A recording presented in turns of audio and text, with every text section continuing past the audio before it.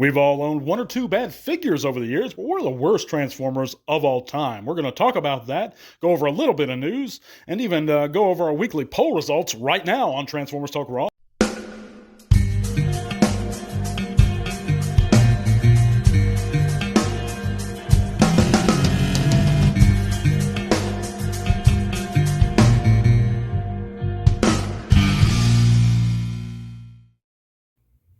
That's right, guys. I'd like to thank you coming in and listening to another TTRP's, the Transformers Talk Raw podcast here on YouTube or Spotify if you're coming in that way. I'd like to thank you guys for checking us out, giving us a listen this week. We're going to have a great new giveaway next week. In the meantime, you can click all those great links in the description below. It's going to take you to all kinds of cool stuff, including our Facebook group where you can come there, share your own channels or pages, chat bots with us. We'd be glad to see you guys there. If you'd like to help support the podcast further, you can head over to our Patreon.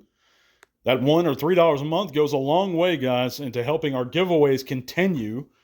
And if you do enjoy the content, you are able to help. Man, I'd appreciate if you just spring $1 a month. It's not much to ask. If you enjoy my work, do me a favor, spring $1 a month. It'll go a long way. But check out all those great links. We're going to be talking about this week, guys, the top 10 worst Transformers figures of all time, in my opinion. This is going from 10 to 1. And the only criteria is I would have had to have owned these figures at some point. So let's get right into it, guys. Runner-up, and the only runner-up I have, are the G1 throttle bots. And, you know, I love the G1 throttle bots. I love them. They're not great robots, and that's why they're on this list. They're really crappy robots, but they're cool little cars, and their gimmick saves them from actually making the list. But they are pretty terrible robots, and I think there's going to be no argument that they're not anyone's real favorites. But our number 10 is going to be another G1 figure, and that's going to be the G1 Wheelie, as you guys saw in the thumbnail here. And the reason is because his alt mode's always been accurate. It's actually probably more accurate than even the 86 one. But his robot mode, everyone knows this figure, is horrendous. It never looked anything like the animation model. The original version, I don't believe had a painted face. It was just some random orange face. Spindly limbs, very low articulation. Of course, it's G1. But it's just a horrible figure in robot mode. And that's the reason he's going to make our number 10. Number 9 is going to be the Armada Nightbeat. There's not a lot I can say about this figure other than it's very awkward, very misproportioned. I don't care for it. I never cared for it. And if you like any of these figures, hey, more power to you. I know a lot of people loved Armada. I liked Armada, and they had a lot of great figures in there. But Nightbeat was not one of them. He just kind of looks goofy to me. My number 8 is the G1 Firecons, guys. And that's going to be, you know, I love their gimmick. I'll always love that gimmick. We'll never see gimmicks like that anymore with the Monster Bots and Firecons. You know, and their gimmicks keep them from being lower on this list. But as far as both modes being truly terrible, zero articulation virtually, except that one little hinge in the thigh. You know, these are just terrible, terrible figures. And I think they're even worse than the throttle bots by leaps and bounds because their alt modes aren't even that cool. They're just stupid, kind of goofy looking little monsters. I'm not against a cool monster mode. I am against stupid monster modes. And that's why they're the number 8 spot.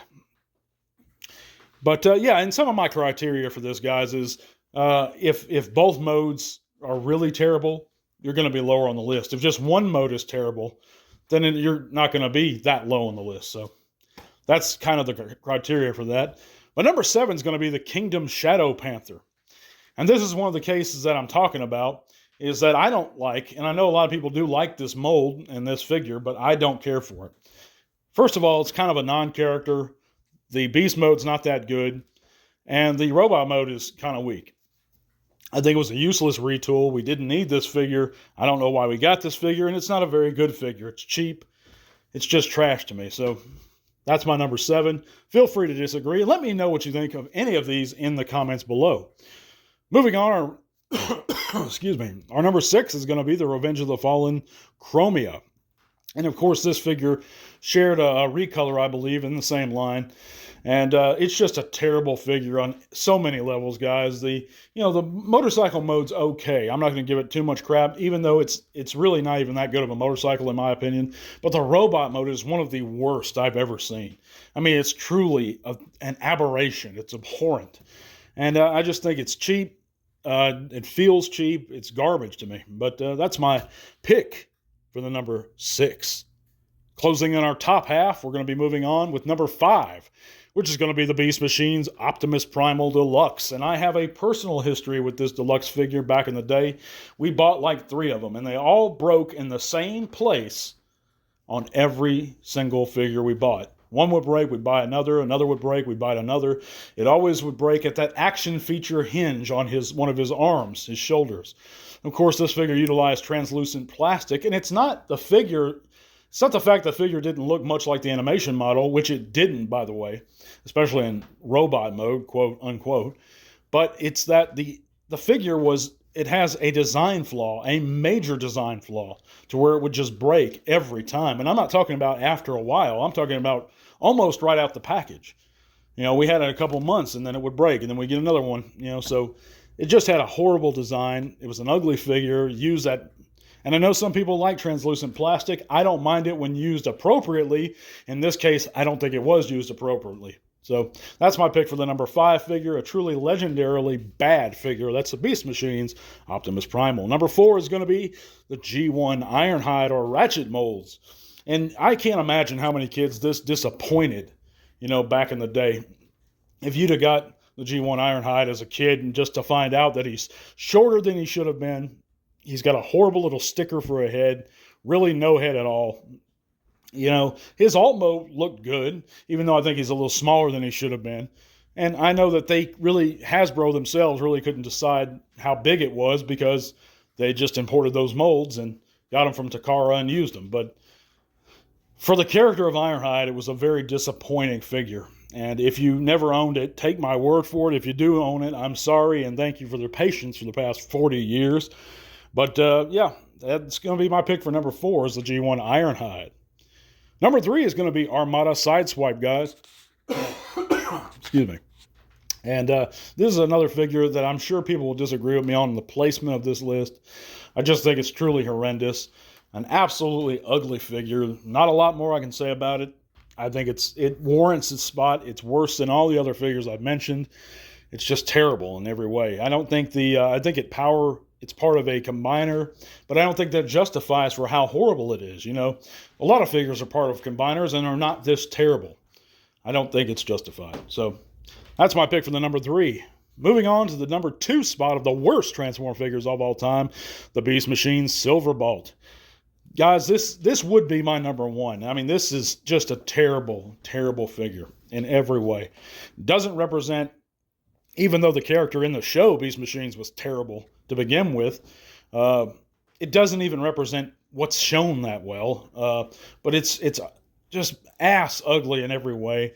It's cheap feeling. There was only a $5 investment back in the day. Its weapon's horrible, though.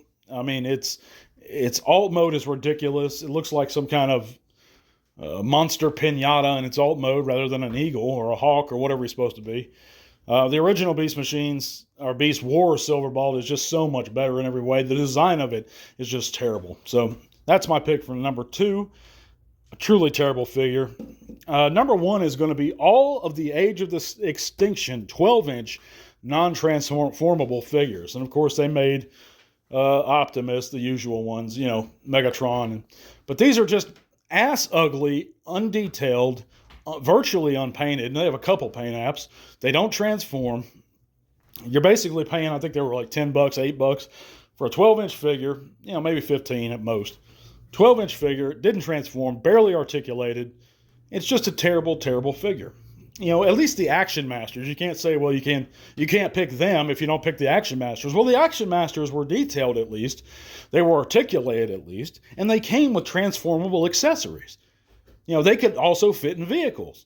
These things are just terrible in every way. They're just giant bricks that are just, I don't even have to explain it. Check it out for yourself if you don't believe me. But anyhow, guys, that's going to be my top 10 worst Transformers of all time. Let me know in the comments what you think. We're going to be moving on to a little bit of news, and then we're going to be talking about this week's poll result. We all enjoy that special something that may help us remember the good old days. It may be something Grandma had in the living room. It may be that special Christmas gift you begged for and eventually got. Or it may be something simpler. Whatever the case, you can not only help support the podcast further by checking out our eBay store, but you may just relive some of those old memories just by picking up that special item. The really cool part? We have a perfect selling record and offer free shipping on most items. So support the show a little more, if you like. Now, on to the news. And to cover a little bit of this week's news, I'm not going to go over a lot of it, guys, because the fan stream was basically a bunch of shit we've already seen and we've already knew about, at least. Of course, they had some pipeline stuff, again, that we've already received leaked listings about, such as Steeljaw, and it's just kind of an exercise in futility of me. Of course, we did see official images of the Legacy RID Sideburn, which, of course, is a reuse of the mold we just got. I think it was Shadow Striker, one of those. I don't know. That other car they put out that shared the same mold. I had the original RID Sideburn. It was the car mode looks good. If you're in RID, I wouldn't blame you for picking up this figure. It does look faithful to its roots there. So we also have the Studio Series Bumblebee Edition Voyager Shockwave. I believe it's a Voyager, but it looks really good. And of course, that's up for, I think some people are actually getting this now. What's funny to me is that we just saw it like 2 days ago, and I've seen it in people's hands, I believe. So that's kind of ridiculous, but whatever. I just don't understand at what point Hasbro just reveals something, and what's the point of revealing it if a couple days later or even a week somebody has it in hand? It's just ridiculous to me, but whatever. But moving on, we also saw the Legacy Cybertron Hotshot and Vector Prime, who actually does look good. And I'm actually excited about Vector Prime. Had the original one. This one looks like a really faithful update to that figure, and I'm sure a lot of fans are also excited about it. And he's going to be Voyager class as well, I believe. And of course, a company that I hate to mention, I hate to promote, Roboson announced their $900 piece of garbage, Megatron. That's just ridiculous. This thing cost more than the HasLab Unicron cost to back. I know there's electronics and intricate details, and they use all of these excuses for justifying this price, but the truth of the matter is, in my opinion, nothing justifies this price. But more importantly, this is a company, guys, I remind you, Roboson, who invited PvP already to help promote their products in the past. And they knew about what he was doing. They know how he's built his channel. I've reached out to them on several occasions for comment. They just ignore me, unlike other people. So I don't want to even repeat what Roboson's doing. I'm not going to ever be a patron of theirs. I'm not going to ever help promote their channel or their products. Of course, they're contracted by Hasbro, so I don't really blame Hasbro. I blame them.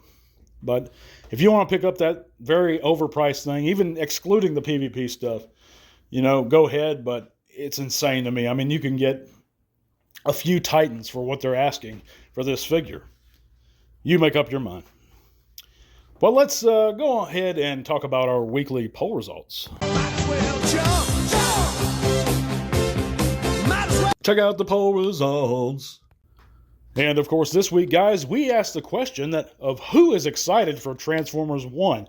And I was trying to cool my heels a little bit after last segment. Had a lot of comments, a lot of great supportive comments on that video, last segment's video. And I had some that weren't very supportive and were kind of disrespectful, and so I had to delete a few of them. Not many of them, but a few of them. And I just wanted to basically ask the question, who's excited for this film? 66% of you guys, after 140 votes, said you are excited for Transformers 1. 12% said no, and 22% are indifferent to it. Now, it seems that my opinion is truly in the minority here, and that most Transformer fans are excited for the film. Although it's good to know I'm not the only one. We'll have a new poll up this coming week. Guys, get in those votes. Also, we're going to have a giveaway coming up next segment. Stay tuned for that. I appreciate you guys so much for checking out Transformers Talk Raw. We're going to be back next week. God bless you guys, and till all are one. This podcast is made possible thanks to the support of great people like you. Thank you.